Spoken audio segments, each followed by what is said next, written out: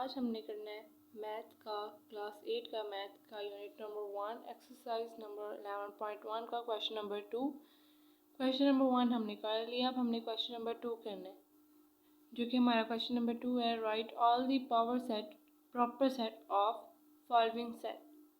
जी, सबसे पहले तो हमने जानना है कि ये जो पावर सेट है ये है क्या चीज़, पावर सबसेट। सबसे पहले तो हम पावर सबसेट की डेफिनेशन जब जानेंगे तब भी हम इसके बारे में बातचीत कर सकेंगे। तो जो हमारी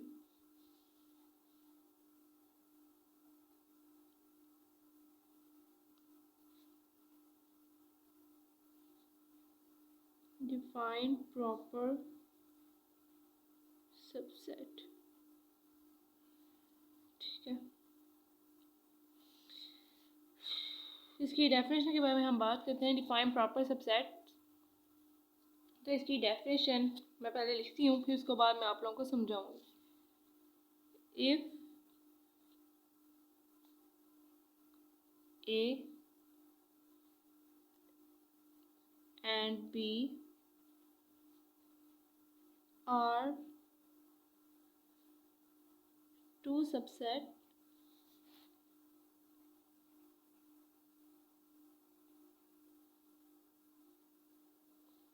सॉरी, यहाँ सिर्फ सेट्स की बात हो रही है, सबसेट की बात नहीं हो रही। आर टू सेट्स, ठीक है। If A and B are two sets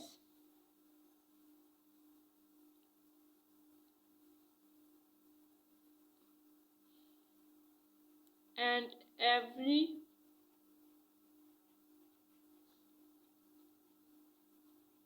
element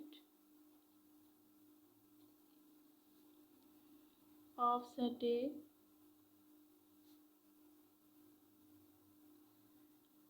is also an element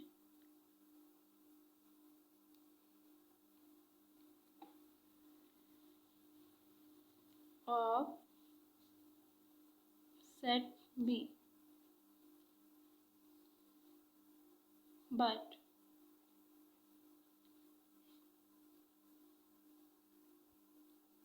at least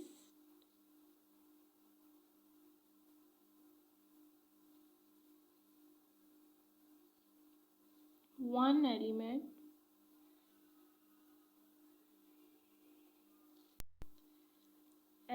of set B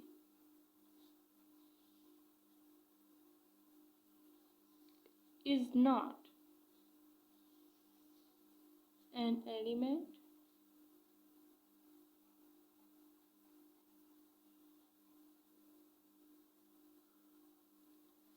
of set A.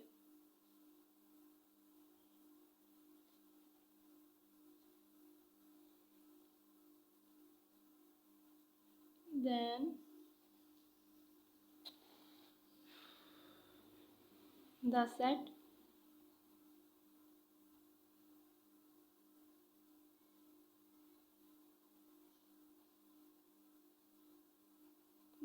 A is called proper set या proper subset.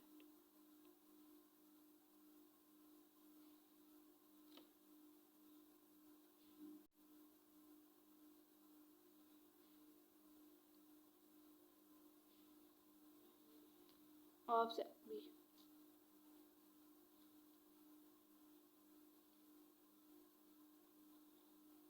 It denotes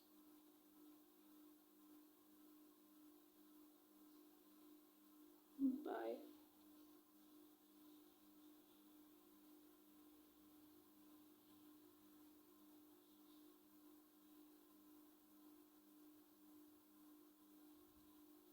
जी। ये हमने proper set की definition लिख ली है। आप लोग सोच रहे होंगे ये कितनी लंबी डेफिनेशन है या कितनी ज़्यादा डेफिनेशन है। जी, तो हमारी बात हो रही है कि आप लोग सोच रहे होंगे कि प्रॉपर सबसेट की इतनी लंबी डेफिनेशन लिख तो दी है, अब इसका मतलब क्या है।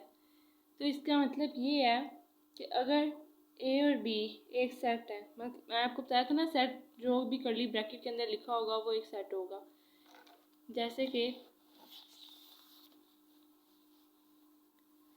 इधर देख लें हम, ए भी एक सेट है 1 2 3, ठीक है, और बी भी एक सेट है 4 5 6, ठीक है, सॉरी।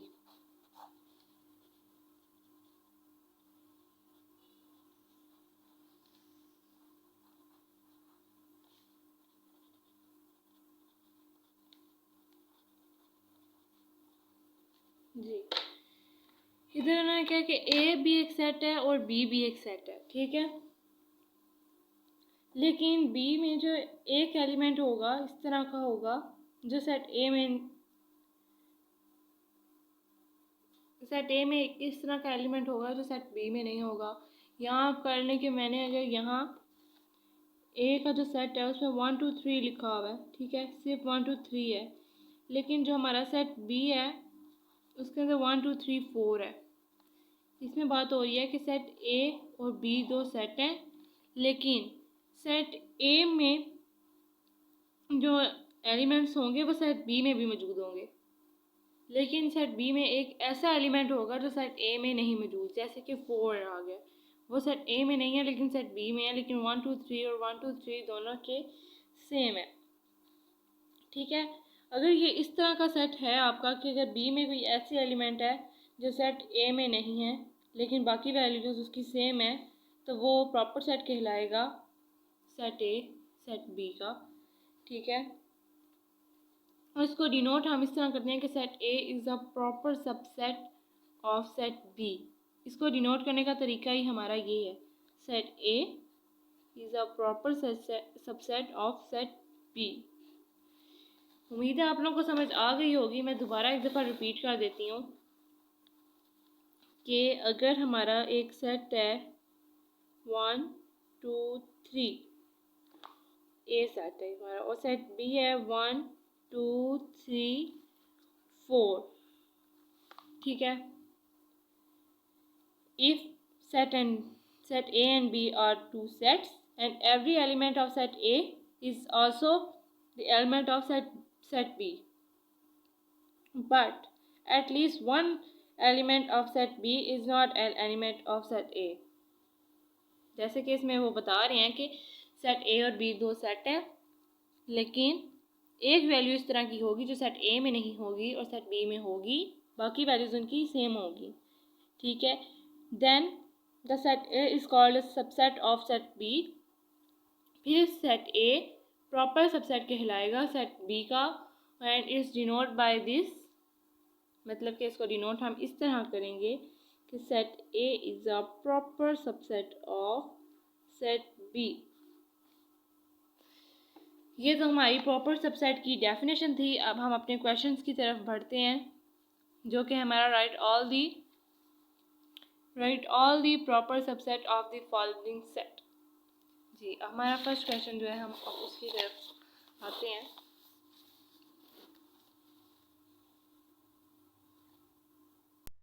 जी, इसका फर्स्ट क्वेश्चन है, कर्ली ब्रैकेट में सिर्फ स्मॉल ए लिखा हुआ है। क्वेश्चन स्टार्ट करने से पहले मैं आपको बताऊं कि आप लोगों ने ये बात याद रखनी है कि जो सबसेट है वो every set is a subset of itself. ये आपकी टेक्स्ट बुक है जो मैथ की, उसके अंदर भी आपको रिमेंबर डैट के अंदर लिखा हुआ है। ये दो पॉइंट्स जो मैं आपको बताने लगी हूँ ये लिखे हुए हैं कि आपने ये बात नहीं भूलनी कि हर सेट अपना ही सबसेट होता है। जैसे कि हम पिछले क्वेश्चंस में भी करके आए हैं कि एक सेट के अंदर से ही सबसेट बनता है। इसका मतलब यही हुआ कि हर सेट अपना ही सबसेट एक होता है। और जो दूसरी बात है, empty set is a proper subset of non empty set. जो एम्प्टी सेट है वो एक सबसेट, पूरा एक सबसेट होता है नॉन एम्प्टी सेट का, जो कि मैंने आपको पिछले क्वेश्चन में भी बताई थी। पाई को एम्प्टी सेट भी कहते हैं, फाई को एम्प्टी सेट भी कहते हैं और फाई भी कहते हैं। चलें, अब हमने वो बात तो रिमेंबर डैट वाली समझ आ गई हमें कि हमने क्या रिमेंबर करना था, वो हमें समझ आ गई है। हमें डेफिनेशन में भी समझ आ गई कि प्रॉपर सेट होता क्या है। अब हमारा जो फर्स्ट क्वेश्चन है वो हमारा ए, कर्ली ब्रैकेट में ए लिखा हुआ है जी। अब हमने इसको सॉल्व करना है जी। अब हमने क्वेश्चन नंबर 1 को सॉल्व करना है, जो कि सबसे पहले हमारा आ जाएगा 5, ठीक है। और फिर जो हमारा ये सेम क्वेश्चन नंबर 1 की तरह जो हमारा सेट होगा वो ही हमने लिख देना है और बस सिंपल सॉल्व हो गया हमारा क्वेश्चन, सेम टू सेम वैसा ही, ठीक है। सेकंड क्वेश्चन आ गया हमारे पास। सेकंड क्वेश्चन में 2 वैल्यूज़ हैं, 1, 0 और 1। ये भी बहुत इजी है। पहले तो 5 लगाना है, हमने हर क्वेश्चन में 5 पहले लगाना है जो इस तरह के होंगे, ठीक है। और उसके बाद हमने सिंगल ज़ीरो को लिखना है, जो कि मैं आपको कल बात बता रही थी पहली वीडियो में, सॉरी। फिर हमने सिंगल 1 लिखना है और ये हमारा आंसर। आप सोच रहे होंगे मैंने सिंगल 0 लिखा है, सिंगल 1 लिखा है, लेकिन मैंने इन दोनों को 0 और 1 को एंड पे इकट्ठा क्यों निकाल के लिखा?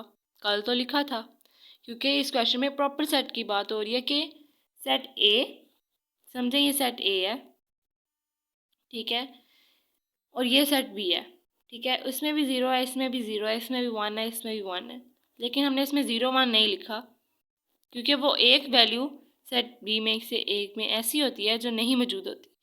तो इसमें भी वही बात हुई है कि हमने इसको एंड पे इकट्ठा नहीं लिखना, फिर तो वही सेट आ जाएगा दोबारा और वो हमारा प्रॉपर सबसेट बन, मतलब कि पूरा पूरा सबसेट बन जाएगा। प्रॉपर सबसेट नहीं होगा वो हमारा। प्रॉपर सबसेट वो होता है कि सेट ए में 3 वैल्यूज़ हैं तो सेट बी में 4 वैल्यू होनी चाहिए, ठीक है। ये 5 के बारे में तो आपको पता था, कंपल्सरी है, ये तो आपने लगाना ही लगाना। अब हमारा जो लास्ट जी, अब जो हमारा लास्ट क्वेश्चन है वो है 1, 2 और 3, क्वेश्चन नंबर जी। जैसे कि लास्ट क्वेश्चन है हमारा 1 2 3, क्वेश्चन नंबर 2 का पहले तो 5 आ गया हमारा, ठीक है। आपको मैंने बताया कि इस तरह अलग अलग करके लिखना है। इसमें 3 वैल्यूज़ है तो हम 3 की 3 वैल्यूज़ को अलग अलग करके लिखेंगे। पहले 1 लिख लिया, फिर आ गया हमारा 2, फिर आ जाएगा हमारा 3 जी। ये तो हो गया, लेकिन ये भी सॉल्व नहीं हुआ। किस तरह नहीं हुआ ये सॉल्व? आपको बताया कि पूरी वैल्यूज़ नहीं लिखनी, जैसे कि अब मैं ये नहीं करूँगी कि यहाँ पे 1 2 और 3 को ही एक साथ इकट्ठा करके लिख दूँगी। इसका एक और स्टेप है जो कि क्योंकि इसके अंदर 3 वैल्यूज़ हैं, अगर इसके अंदर भी होता 0 1 2 तो हम वही काम करते, और इसके अंदर अगर 1 2 3 आ गया तो हमें वो काम करना पड़ेगा।